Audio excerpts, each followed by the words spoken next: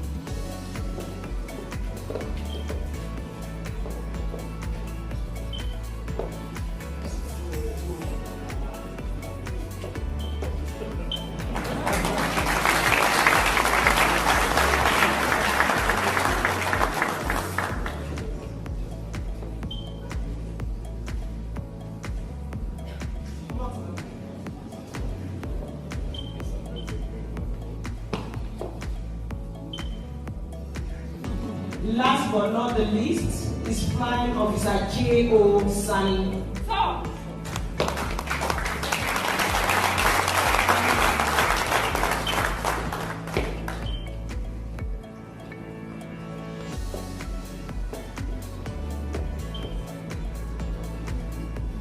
My success has brought me to this point, and I'm very grateful to the Nigerian Air Force leadership for the opportunity to have this and to have this title. I'm very grateful, and I'm looking forward to giving my best to the service.